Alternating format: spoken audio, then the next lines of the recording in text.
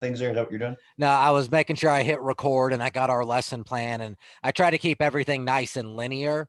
That way we're able to, work with everything. You're able to review everything smoothly. So, all righty. Oh, What do we got? monkey bars, huh? I Where? never even I thought I saw something that said monkey bars on your stuff.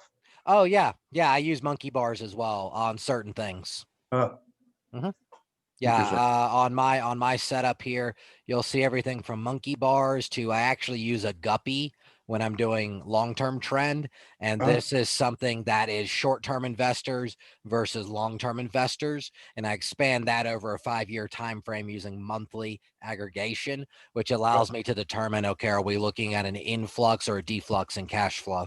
So, Very cool. yep. That's for when you get more advanced on a few other things. So, all right, I what like it. questions do you got? Well, so it's just more of a general. I think the question that I have is, you know, as far as goals, you said, oh, you really like the idea of goals. Well, me too. And I'm looking as this as a plan B for what I currently do. Um, and I'm just curious to know, making that transition. Let's just say for every 100 grand, what is normal?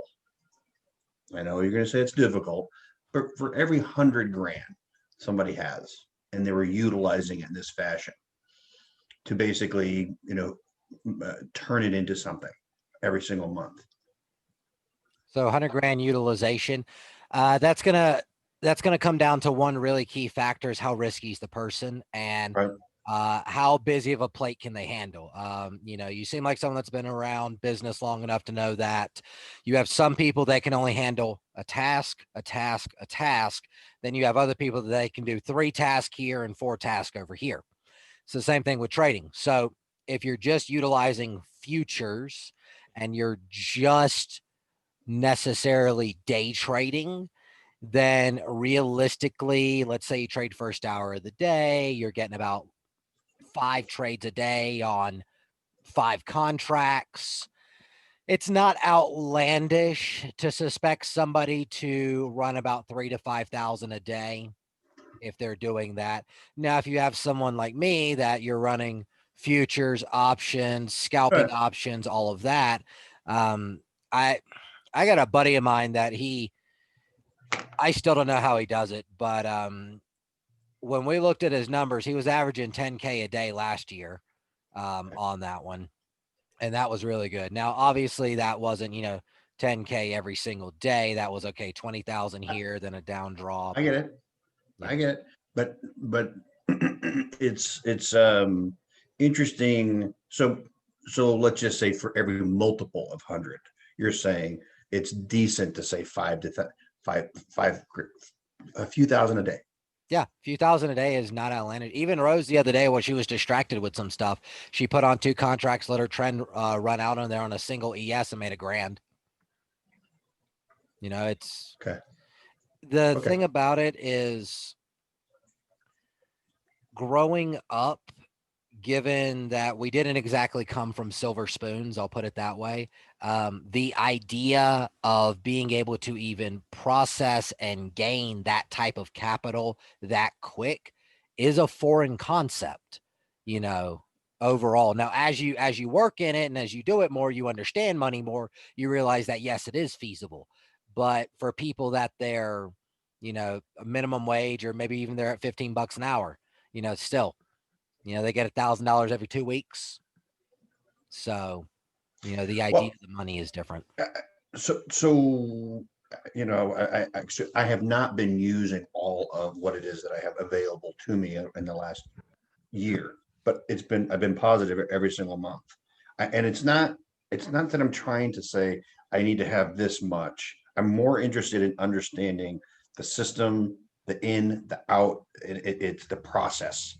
Because here's what I know. I know the money's there. It's already there.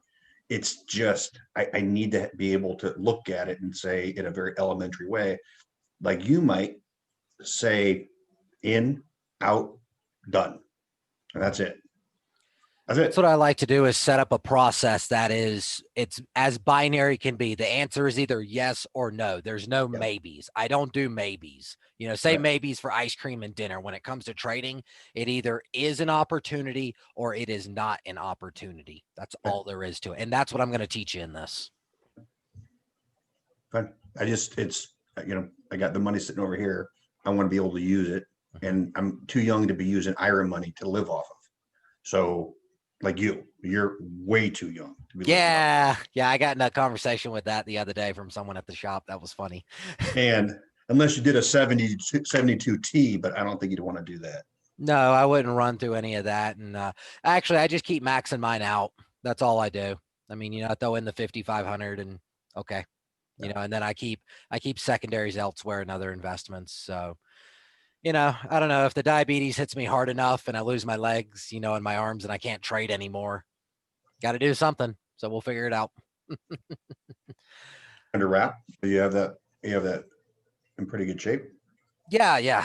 I keep it under wraps. That's another big thing. I think I was already a profitable, consistent trader before I ended up in the ICU, but I think hitting the ICU and the doctor looking at me and going, "You're about 3 days from dying," that was my aha moment to kind of get it all together. And I'm not gonna lie, it really helped my trading because what you have to do to keep everything in check, it's the same thing. You keep a list of things, you just keep working it. That's all you can do. And you can't worry about it. What happens, happens, and you just got to manage it.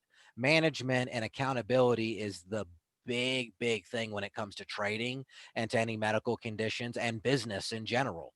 If I've got like I had my partner call me earlier, but I was busy working with this. Apparently, we just spent 2K on another promotional thing. And I go, okay.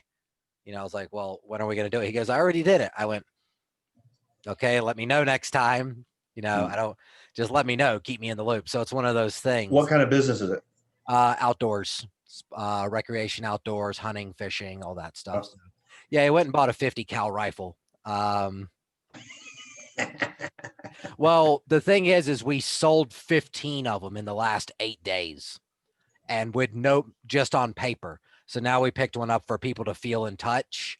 Yeah. So we got another week on sales with the company. So hopefully I'll get another 5 to 10 of them sold. And that's something like, I don't know, 40 or 50K in gross revenue, be a profit margin of something like, I don't know, maybe 20 or 30K in, 2-3 weeks. So pretty good first quarter. I understand why my brother actually made me he made my wife a gun for Christmas. Oh, cool. It doesn't surprise me. I don't know what side you're on, but I don't think a lot of the gun owners are real happy about Mr. Biden coming in. So, see, the way I see it is I see macro and minor politics, and they affect everything business wise, especially the industries that I'm involved in: real estate, outdoor groups, blah, blah, blah, blah, blah. I believe macro politics are important for larger trade deals, for stopping countries from having wars. But when it's like you and me sitting at the coffee shop, doesn't matter. Absolutely. If the power goes out, they're not coming. You've got the people, the connections, the relationships you've built around you to build up those resources. It wasn't that long ago that the village raised the kid. Now the internet raises the kid, and we see how well that's working out. So you see where I'm going at with that? That's how I am. Did you watch Social Dilemma? Oh my God, don't even get me started. That and Idiocracy and the rest of them. It's interesting to see the perspective. I've always been a big one to look at both sides of the aisle and then make my own decision based on X, Y, Z. Yeah. Well, that's kind of the I voted independent, but I'm going to tell you, socialism scares the shit out of me. It hasn't worked 3 times, and anyone that ever says that, oh, well, we can do it different this time. Really? I know about 17 different addicts that said the same thing going into rehab. It's true. Hey, it'd be different this time. It worked really well in Venezuela.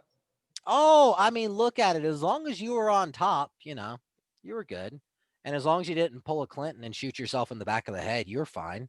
So yeah, don't try to figure that one out. Yeah. what's his name? Noah, Trevor Noah. You know, he Oh, yeah. pretends to be he pretends to be so middle America, so understanding, so this. You know, he's buying a $27.5 million mansion. I mean, that's, that's middle American. Absolutely. Yeah. Yeah. No. $27 million. It, well, you see, Joe, it worried me when I realized that it wasn't the fact that it was being put out there. It's the fact that it was being put out there and being accepted. We used to be able to tell somebody, hey, you're full of crap, and then move on to where people aren't full of crap. But now, God forbid you say that, someone gets hurt. I understand having tactfulness when describing something to an individual, but not sugarcoating it. I do not believe in sugarcoating. I never will. It's a waste of time. Time is an asset that we cannot get back. That's the big thing about it. So, presentation of ideas is important, but there has to come a time where you got to cut the bullshit and just say, hey, this is this. Are you Move. originally from Kansas? No, I'm from South Carolina, but I've been, Originally from South Carolina. yeah. So short story on me. I was born in Orlando, Florida, lived in Astoria, New York for a little while, lived in Suffolk for a little while, New York there, and then moved down to South Carolina, was born and raised, or not born, but raised mainly in South Carolina.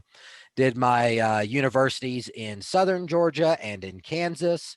And then when I was working on classic automobiles, I was all over the country. So Des Moines, Iowa, Los Lunas, New Mexico, take your pick. So so you restore vehicles now? no, I got out of that because it was a great hobby, but there was no money in it. And when I was working, It's a hobby though. Yeah, it's a great hobby, but I'm sitting there with the guy who owns Champion Oil, and he looks at me, and when I ask him, I go, "Man, how can I buy one of these this day?" And he goes, "You'll never be able to afford this working for somebody else."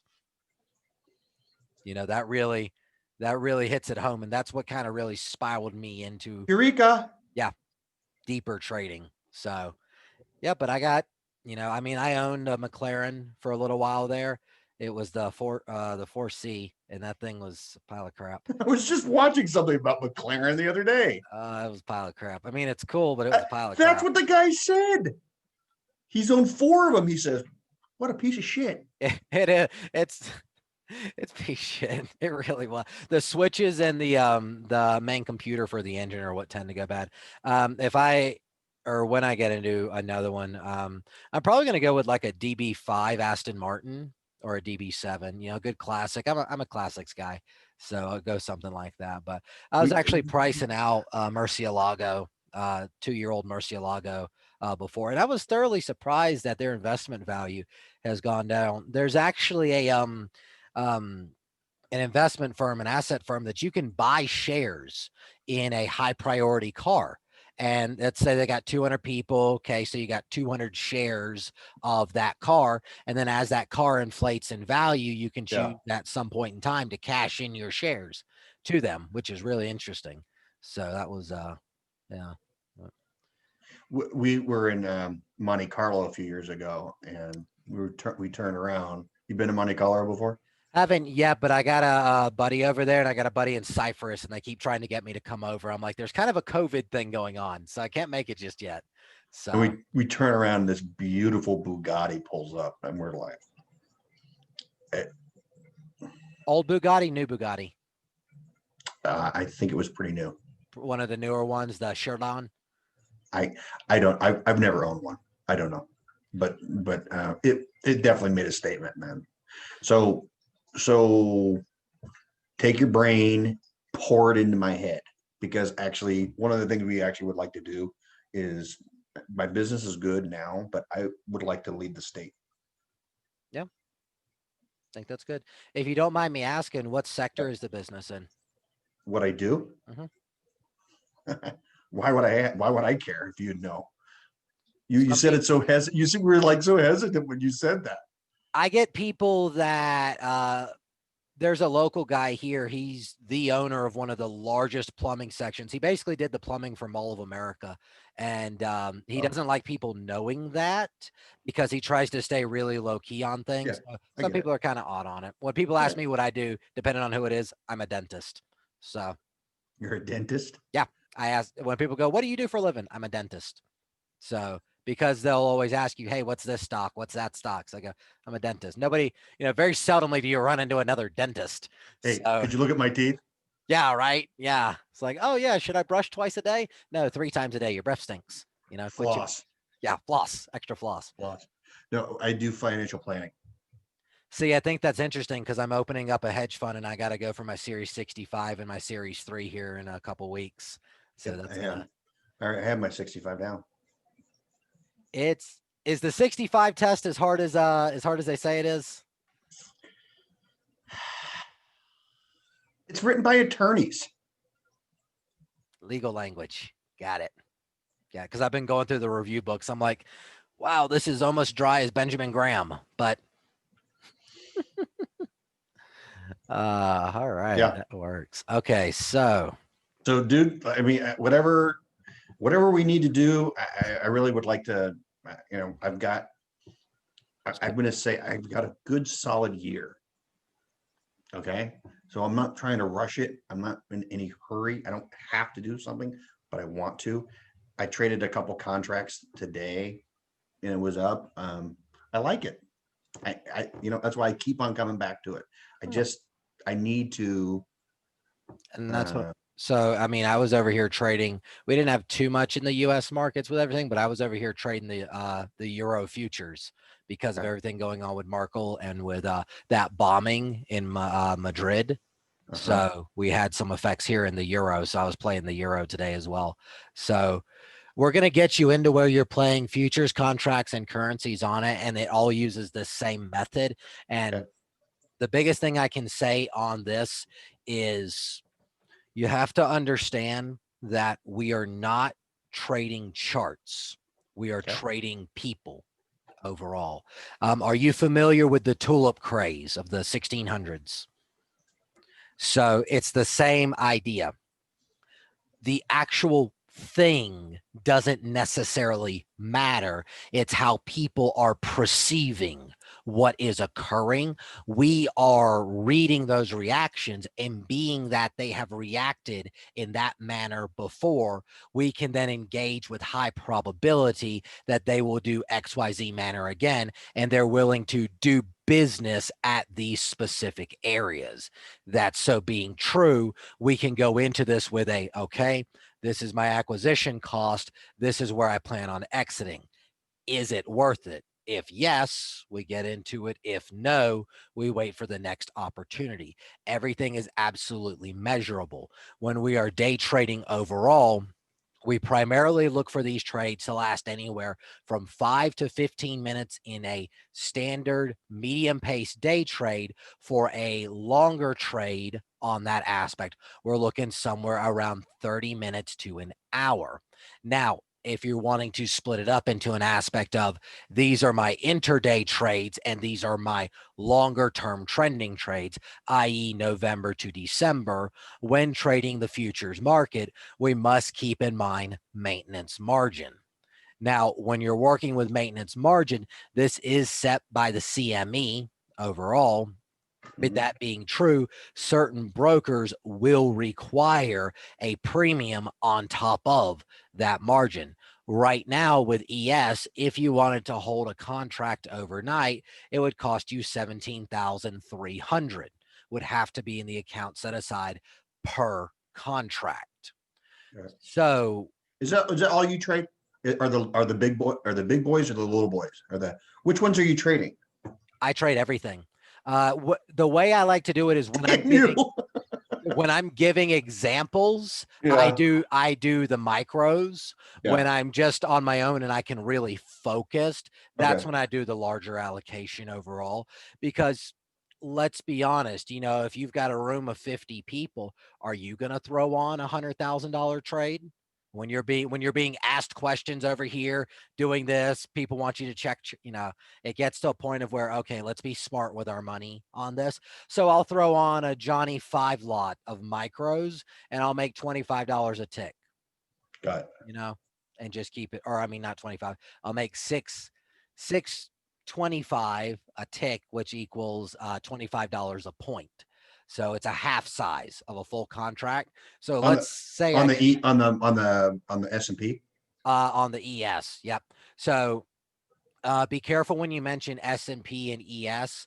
The S&P, a majority of people in this part of the industry, when you say S&P, they will automatically think SPY instead of thinking ES or NQ Okay. overall. So it's one of those weird terminology things. It's kind of like point tick, and you'll hear me say, I'll be on a stock and I'll go, yep, looking for a point.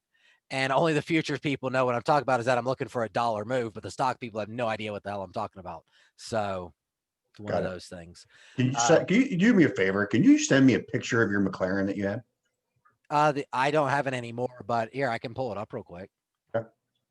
Let's see. It's it was one of the first. It's okay. If you have it handy, I know you've only got an hour, so No. I mean, that's what it looks like. It was the MP4C. Yeah. I mean, it was cool, but this latch was a piece of shit.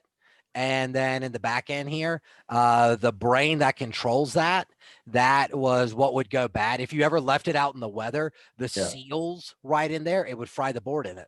And you had to call in a mechanic from McLaren. A buddy of mine used to do some stuff with him. He's like, yeah, we'll go ahead and reprogram it. And then after like 30 or 40 hours of him trying to do that, I went, you know what? Sell it. So auction. Wasn't worth it. The guy I was listening to on YouTube, the thing bursted in flames. That's not a surprise. Yeah. What would happen, and that actually happened with a lot of other cars that later on went on the Volvo, is right where the air intake is, there was a foam. They called it a noise dampener, but there was really no reason for it to be there, and it would collect oils and fumes, and then when that engine bay heated up enough, that's what it would ignite. Yep. So fun and excitement. Dude, lay it on me. Okay, so you have to keep in mind when you're trading, you're going to have to keep in mind maintenance margin if you're doing any longer term stuff.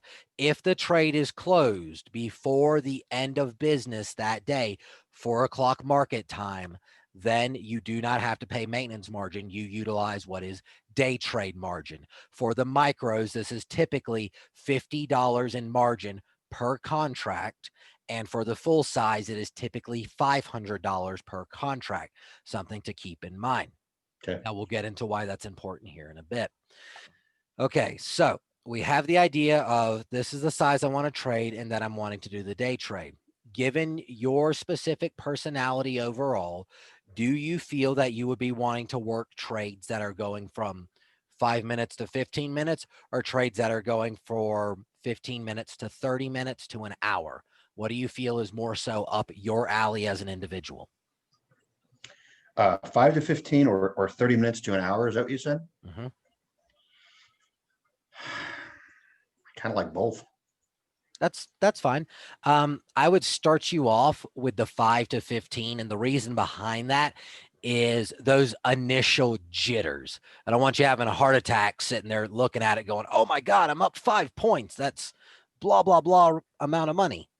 So a 5 to 15 minute would probably be more so up your alley. And then as you become more callous to the market action, you'll feel more comfortable with riding that trend for longer. So I would start you 5 to 15. So I guess I feel a little bit, there's a little bit of anxiousness getting in, but once it goes in and I actually watch a lot of the videos on TTM Squeeze and the MACD and the ATR. And once I put the data on, and then I said, okay, I can lose this. I looked at the analyze tab, and then I put the ATR. I ran it down with the ATR. It's not as much pressure. Meaning, okay, I'm going to lose this, and I'm okay. I can sleep.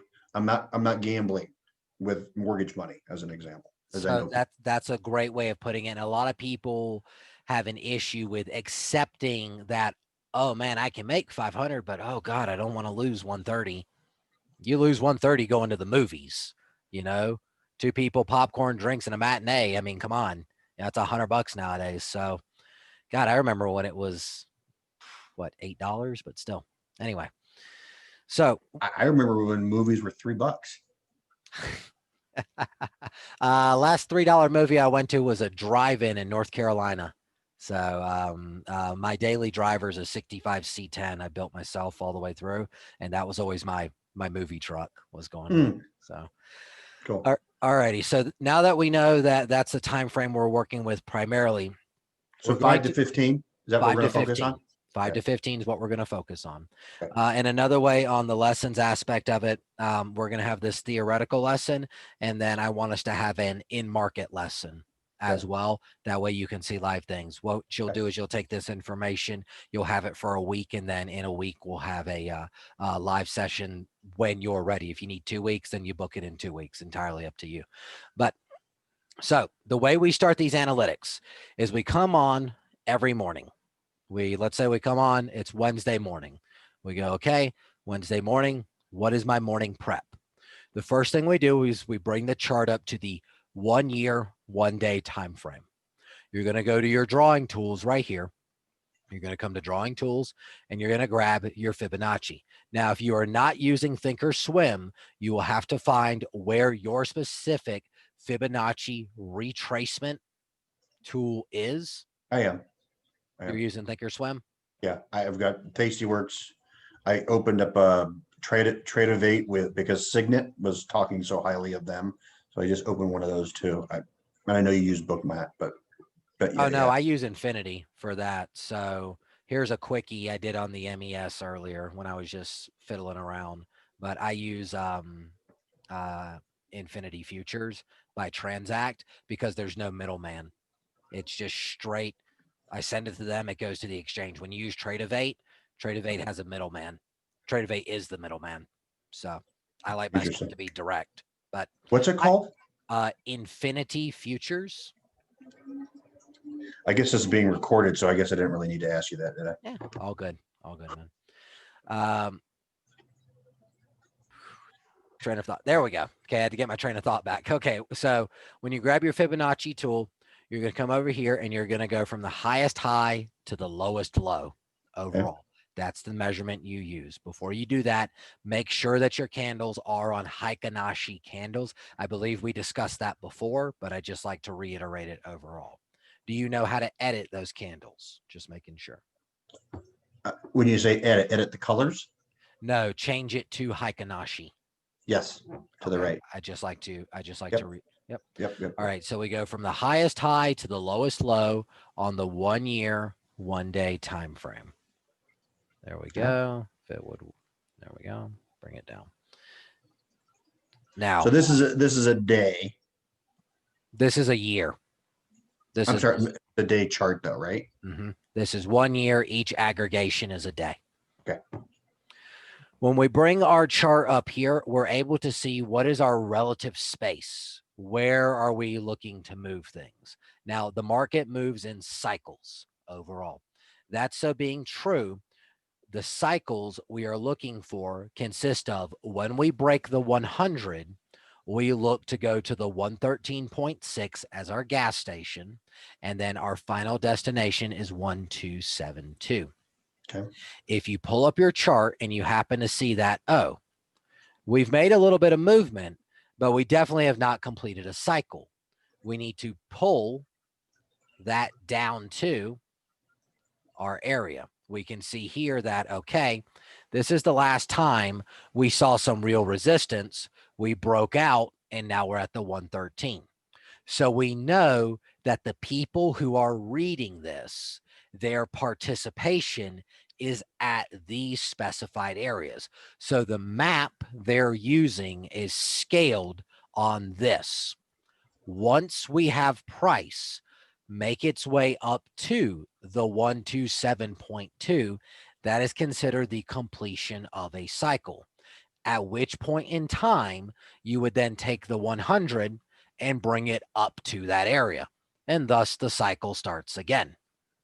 The reason we want to do this is this gives us an idea of, okay, do we have a macro time frame resistance or support that could affect our interior movement for that day?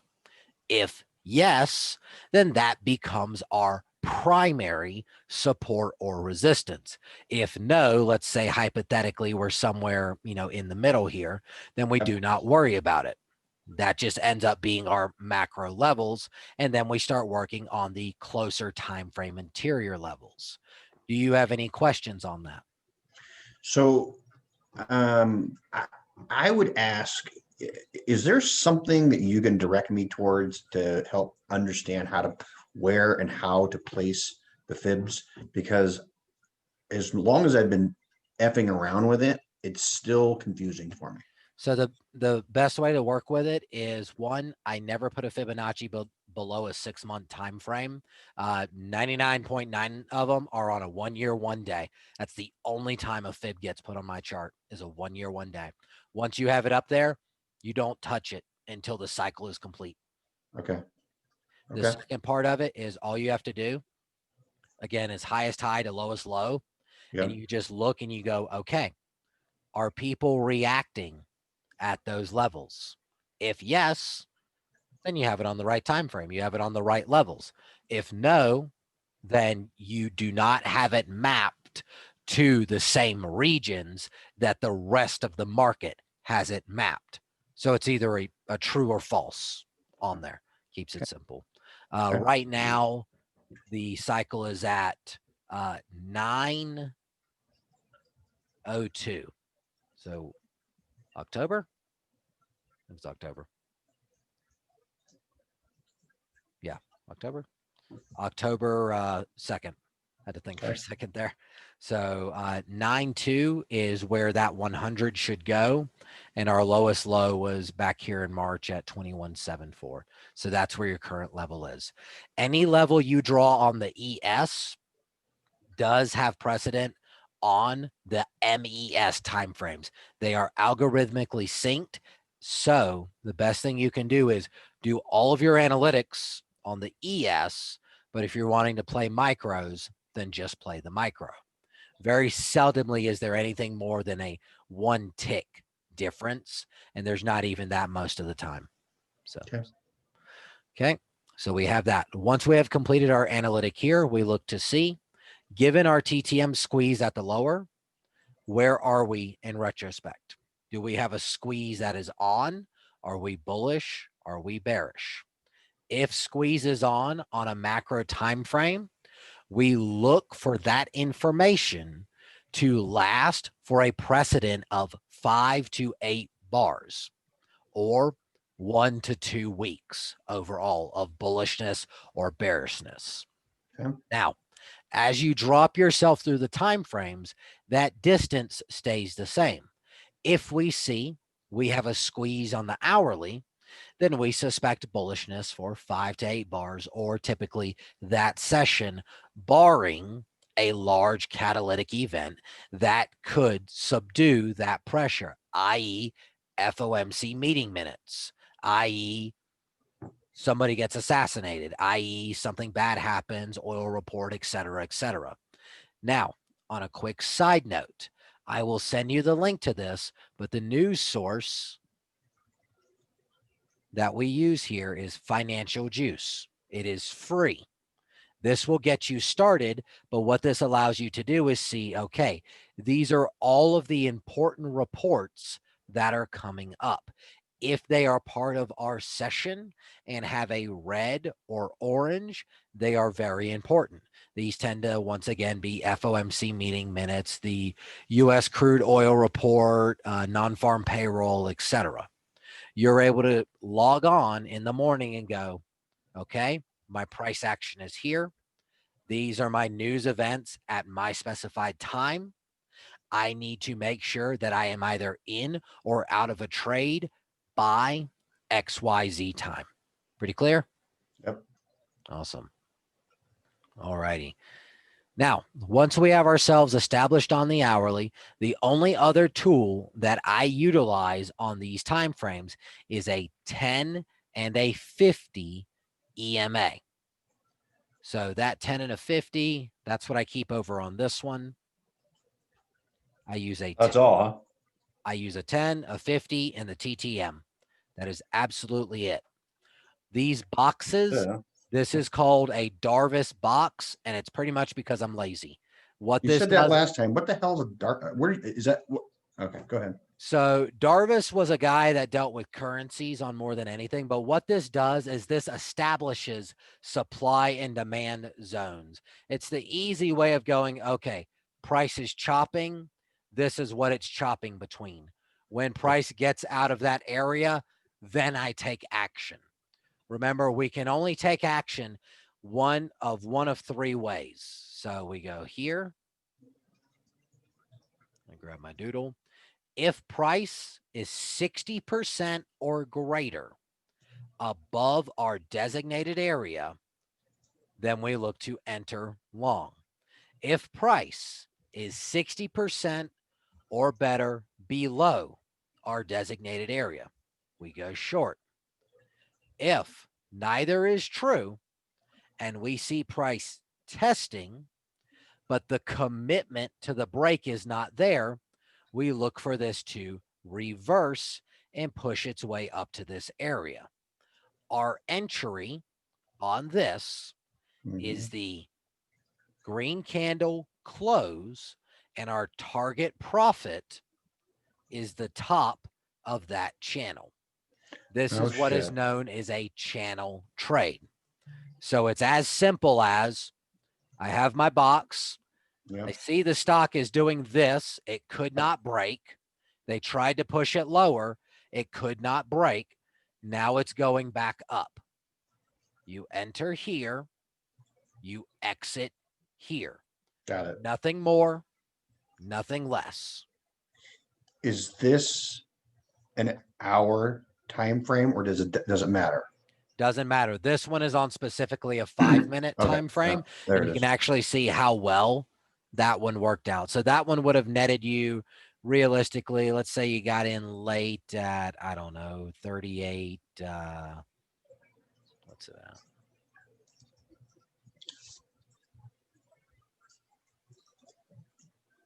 Let's say let's say you got in at 38.31. 38.31 up to 38.35. That's 4 points. So on a full size contract, that's $250 per contract. So What's the most contracts you've ever traded? I screwed up one time and I put 60 contracts on. You meant to do 6? I meant to do 25 and I was setting my profit area and didn't realize I wasn't clicking stop loss. I was clicking quantity. Got it. Yeah, that one was funny because my guy over at the brokerage, he called me. He went, "You just put on 60 contracts." I went, "I did what?"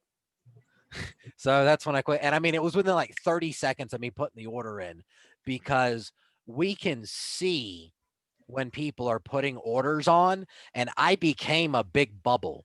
That's awesome. Yeah, and one day in live market, I'll actually show you how to spoof this, and you can see my orders coming in and out. So it proves the point of. But yeah, it was about 30 seconds after I placed the order, he gave me a call. Well, you just put on 60. A large size is typically 20. 20 or 25 is considered large. I put Okay. on 2 times my normal amount. I see my phone ring and I go, "What's he want?" Pick it up. So in your normal size, normal, let's say 20, 25, let's just say, you're basically saying that would have made you about 5 grand. Yeah, give or take. Okay. Yep. Which is So pretty common. And on a move that's that confident, that's actually one of my favorite trades in this market. okay. And I firmly believe in reminders. And this is actually a little box that stays on my desk. And it's buy, sell, and it's a channel trade. And it just said that way I do not forget. That way I do not get frisky. And let's say hypothetically, I decide to sell right here instead of buying. You cannot sell below here until there is at least 60% or greater of the body of a red Heikinashi closed below that area, because that shows commitment to the trend. If the broader market is not committing to the trend, then we have no reason to suspect that trend to persist if there's no commitment on it. The same being true for bullishness. So if I come right over here, And these are, you have these set as Heikinashi the whole time, huh? yes, everything is set as Heikinashi because I'm looking for trend. Okay. Now, if I was, doing my 15-second scalps or stuff like that, yeah, I set those on regulars because I'm looking for those very quick individual orders. When I'm looking for 15, 20, 30-minute trades, even just 5-minute quick trades, I want to know what is the overall mentality that is running all of this. Heikinashi's being an averaged candle overall, that lets me know that the average of all the money is either flowing up or flowing down. And Okay. then if that money reverses, okay, Mhm. trend's over. There it's no longer true. Like I said, I'm very binary. It's either yes or no. There's no in between. Like, So can I, let me ask this question then, on that original example you had on this, where it hit the top. Is this Darvas box in Thinkorswim? they have it, but it's kind of janky, not gonna lie. Uh, So so where should I go to get it? Uh, you can find some scripts for it, but what you have to get used to is just look for flat spots is the best way to find it. So if we go on a 5-minute right on here on Thinkorswim, so you notice how price comes up and then it kind of pulls into the 9 here and then it pulls up again and then it pulls down and it kind of gets flat right in here. Yep. That's what you're looking for. And we can see right in here, okay, it got flat again. That's what you're looking for, is that flat. Back in here, we can see price action. Okay, it's come up, it's come down, it's come up, it's come down, come up. So this 37.95 was acting as an area, and this accelerated, failed, tested on that fail up. So this 37.90 is flat. And we can see for a majority of the time, it pretty much stayed in that channel. Yeah, it got up a little bit right in here, but it always came right back into the channel right through there. So you're looking for those areas of failure and support in there. The best way is look for when red goes to green and green goes to red. This is when we know that there is a conversion of ideas. Thus, we've hit a resisting point.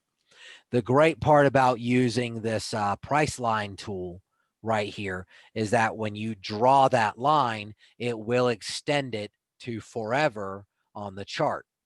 So if we come back into this area, I'm able to utilize that zone once again.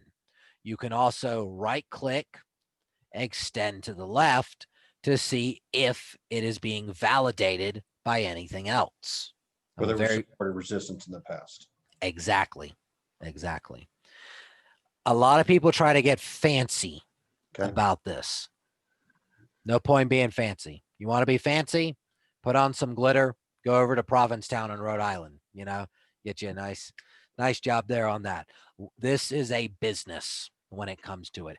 Every single trade you take is a financial decision. If you cannot articulate everything you're looking to occur within that motion, do not put the trade on. I don't know about you, but I would not go to a bank looking for a home loan and go, hey, I don't care how much the points are on it. Put whatever fees you need. Not going to do that. You make a good educated decision. The same thing is true and valid for this. The way that we phrase all of this is as follows. If and only if I see a 5-minute close above my specified resistance level, I will enter the trade with 5 contracts. I will play that position up to my next resistance level, at which point I will exit 2 contracts. I will exit 5 contracts. I am willing to risk ATR plus 10%. Now, that risk is ATR of duration. If you plan on being in the trade for 15 minutes total as your maximum, then you want the ATR of the 15-minute chart. If you plan on being in that trade for 30 minutes, ATR of the 30-minute chart. I'm typically in trades anywhere from 10 to 15 minutes, so I use a static 30-minute ATR when I'm working with things, unless it's a really excessively volatile market. But most of my trades trend for about 10 to 15 minutes, but I'm willing to let them work for an average of 30 minutes. So I'm pretty static on that ATR, that 30-minute ATR, which currently has been something like 30 ticks of risk right here. So 30 ticks. So 30 ticks divided by 4 would give us 6 points. So something about 6 points of risk. And the thing about it is, you may go, wow, that's a lot of risk. But the thing is that's the natural movement for that time frame. If I feel that that is too much risk, then I'm trying to play $100 blackjack with a $20 mindset. I need to step away, or I need to resize my move. Maybe I wanted to go in with 20 contracts on a 40 tick risk, and then I look at the numbers and go, that's too much money. Well, then I need to scale down. Maybe I need to do 10 contracts or 5 contracts to fit my risk profile overall. Make sense? I hear what you're saying. One of the problems that I have is the whole stop loss idea. So I mean, you're saying 6 points of risk, okay? And I guess I'm just not used to the whole idea of being 15-minute or 5 to 15 minutes. I'm not used to that, and I guess you're saying those stops got to be really tight. No, it's not tight. It's the ATR plus 10%. So if our natural movement is, let's say, 5 points, which would be 25 ticks. Okay. So if we know our natural breath is 25 ticks, we want to be slightly outside of that, because if we have a bullish idea and then something has reversed not only the natural movement, but the natural movement plus some more of that value, well, something's gone against us. Our idea was wrong overall, or something has come into the market that has caused the overall trend to now be opposite of our idea. So thus we need to get out of it, but we have to allow it enough room to breathe. That's the idea of, let's say a horse has a natural gait of 2.5 feet. Well, if I put some rope around him at 2 feet, what's he going to do? Just kind of stumble along. And also when it comes to the stops, if you have a natural movement of 25 ticks, but you set your stop at 20 ticks, well, it's going to come down, wick you out, and then go right back up, because it may go to 22 ticks because the average is 25. Okay. So, that's Okay. so that's the big aspect of going, okay, I can't play full size, ES with that much risk. I can only do micros, or I can only do 2 contracts instead of 10 contracts, Okay. so on and so forth. I like to use a cheat sheet on Excel, and I go, okay, 5 contracts is XYZ. So 5 contracts plus 5 points is 250. Right. Keeps it simple. So I know that per point I would have $250. So, okay, $250. My risk is 5 points. That's going to give me $1,500 in risk, but my overall profit, my measured move up to the next resistance is 8 points. So I'm Okay. risking 1,500 to make 2,200. Okay.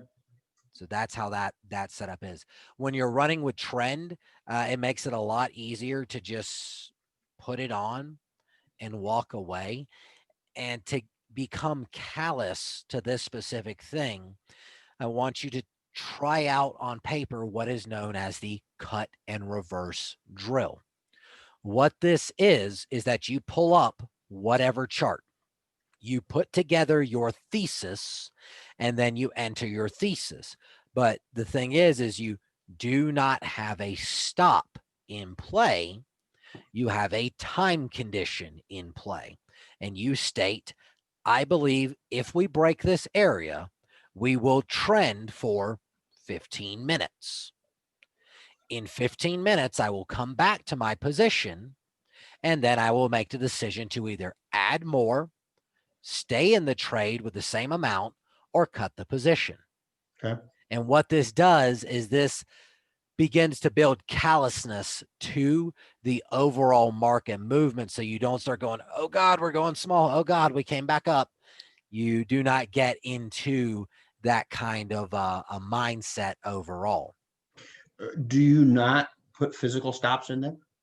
When you're doing the cut and reverse, no. That's why I want you to do it in paper overall. Okay. Overall. And this begins to get you used to the idea of, wow, the market really does breathe in a certain amount.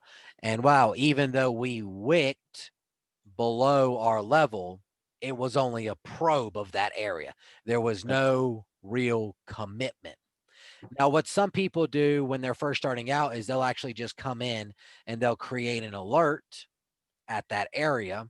So let's say hypothetically, your 15-minute risk is 5 points. So 25 ticks overall.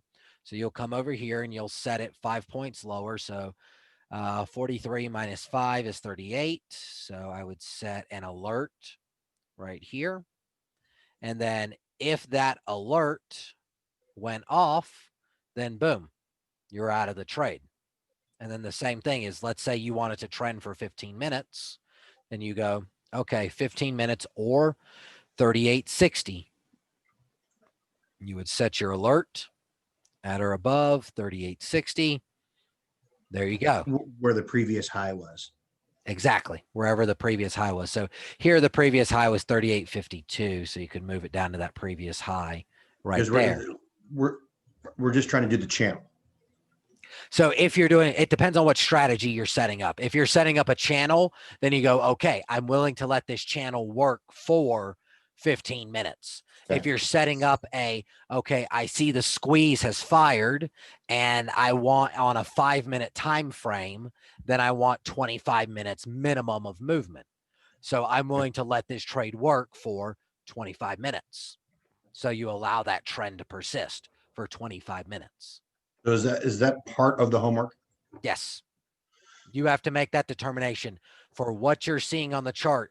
Is this a channel trade or is this a trending trade? It will always be one or the other overall. When something breaks out, that's a trending trade.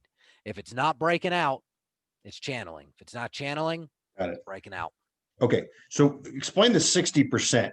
The candle that breaks out and it's going into a trend. So the green candle's popping out and it's 60% of the, well, I'll just let you answer it. So let's say hypothetically, Yep. we have this line as the top of our channel. Yep. We can see that price action, the wick hit it, Yep. but the body was not above it. The wick slightly got above it, but there was still no commitment. Finally, on this candle, there is 60% or greater of the body above that resisting structure. That Oh, shows us that the overall commitment is now saying, okay, we are willing to do business above this specified area. so 60% of so do I wait for that candle to close or am I just looking at the countdown and saying it's pretty close and initiated? Depending on if you're feeling risky or not, it's Okay. a 30-second window. Last 30 seconds of the candle, If you are not in the trade by the Okay. first 30 seconds of the preceding candle, Yep. you've waited too long. I see. So Okay. it's a quick decision on there. Well, not really quick. So, I mean, a minute's forever in the market. So right. So it pops out. I've taken the trade. I've taken it before it closes. How, and then I'm going to say, I'm going to let this thing run for 15 minutes. and then you go have a coffee, answer an email, walk the dog or the parrot. I don't know. Do something that is going to stop you from necessarily watching the price action and get the asset off of your mind. Overall, you're letting your idea work out, and this removes some of that anxiousness because you put it up and go, okay, I've ran the numbers. I'm comfortable with these numbers. Let's do the deal, and then let the deal happen. And so that alert, if you will, the fake stop, so to speak, is the ATR plus 10% below the candle I went in. Exactly. So let's say, or below the price you went in. So if you entered at 38.50 Oh, and the ATR plus 10%, for whatever your duration is, 15 minutes, 20 minutes, whatever that ATR is. Let's say you entered at 30.50 and that it was 5 points below. You would put in an alert at 38.45. Okay. 38. Okay. And then let it run. Then let it move. Just let it go. And in 15 minutes, you come back and you go, okay, is my idea still continuing? Do I believe the idea is still going to continue, or is it going adverse of my idea? If any are true, make the adequate decision. If it is still going in your idea and you feel it's going to keep going, add to the position. If you feel it's going to keep going, but you think the trend is starting to weaken, stay stagnant and then move your profit target up. Let's say it's going adverse of your idea, but we haven't quite hit your stop and you see good reason that it would not reverse, close the trade. Okay. Meaning stack of red candles coming in.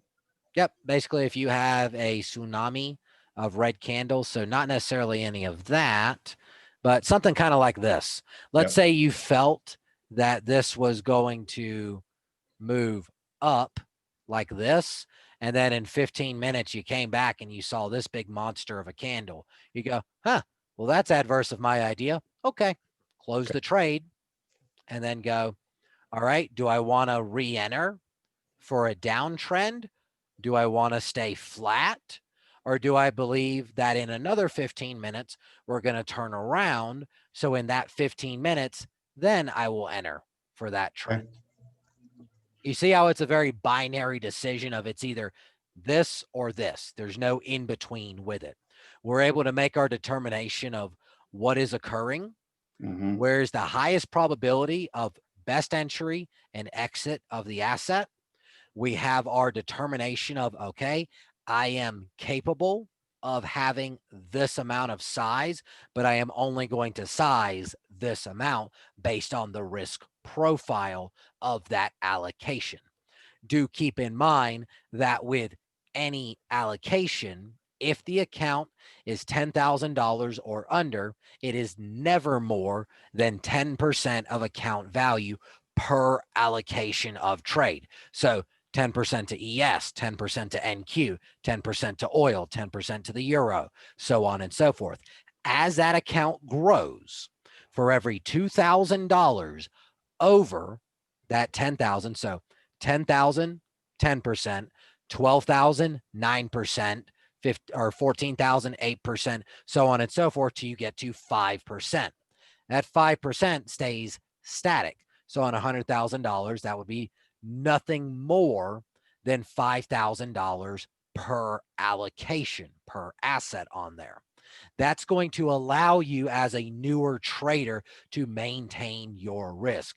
You would quite literally have to grenade something north of something north of about 20 to 30 trades in a row before you would actually basically bottom the account out. If you've got anything more than three to four red trades in a row, something's not right. You know, something's kind of kinky on there. So you got to Okay. make sure to walk away from it and go, okay, this something's wrong. I need to cool down and reassess what's going on. So, all Okay. righty. That's So yep. No, go for it. What you got?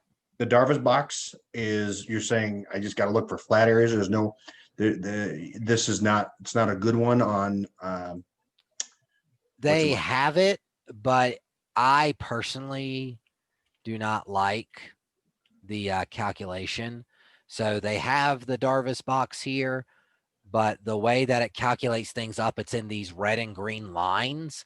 And I just do not find it as effective as, you know, as the clear cut box Where, overall. what is that you're looking at?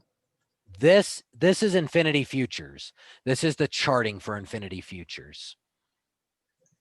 So is that a good idea to sign up for that? Take a look at that? I'd at least go for the demo account. Yeah. Okay. And then how does the squeeze, I mean, I didn't really see the squeeze work on that example that we were at before, Which one? where all the marks were. This one? Oh, nothing was there. That was a momentum break. There was no consolidation. That would be considered a B plus trade.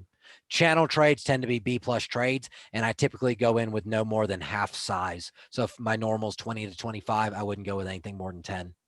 But if it's trending and it breaks through, that box is important. You're saying you do line it up with the squeeze. Exactly.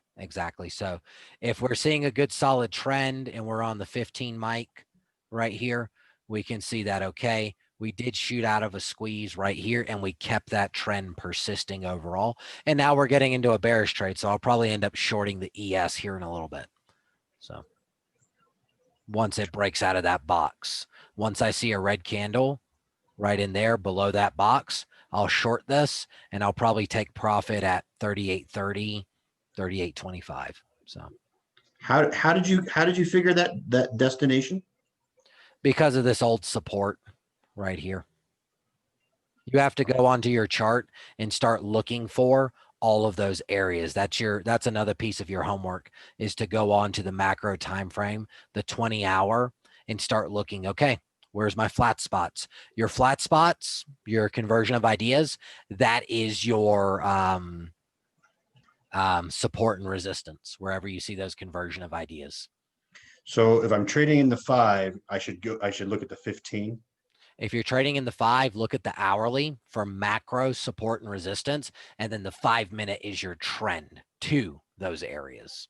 So okay. So 5-minute. I'm using an hour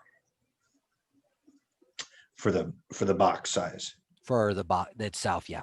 For the box itself. Okay. And also for your general support and resistance as well. Okay. 5-minute, then look to an hour. Okay. Yep. 5-minute is the time frame for trading. The 20-day 1 hour is the time frame for your analytics overall. Okay. And then, yes, I do hop down to the 15-minute from time to time to try and get a little bit more fine out. But as a good general rule, hourly and 5-minute are your day trading time frames. So just paper trade this in TOS. Paper trade it for a few days overall, and then we'll have a follow-up on, let's see, today's Wednesday. Let's say we have a follow-up to discuss things on next Wednesday. And then we can go, okay, do you feel you're ready for a live session, or do you have more questions on XYZ? Because I can do all the talking in the world, but you actually getting in there to it, that's what's going to matter. So This is honestly, this is a little foreign to me. oh yeah, absolutely. Okay. Oh yeah. And so what they said, you got to be confused before you can learn something. So, okay.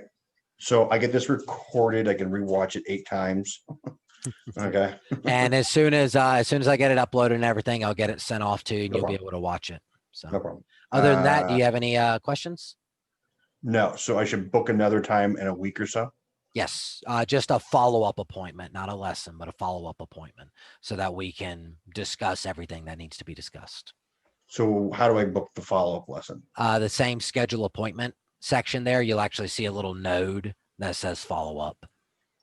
So just go to, so if you're on the Bullish Bear site, coaching, and then schedule an appointment, and you can go right there, follow-up appointment. It's right there. Okay. Yep, and then pick whatever time works for you. All righty. That'll work. I will get this video uploaded. Oh, I got to get on to the other meeting here. Yep. With that being said, if you have any questions between now and our follow-up, just shoot me an email, Joe. That's all you got to do. Shoot me an email. I'll do the best of my ability to explain it. Ask me in the chat rooms and stuff if you need to. And if we need to hop onto a coffee chat before that, that's fine. That's all you got to do is tell me. Do not be afraid to ask questions. So, okay. Thank you, man. Thank you. Stay safe. I'll talk to you soon.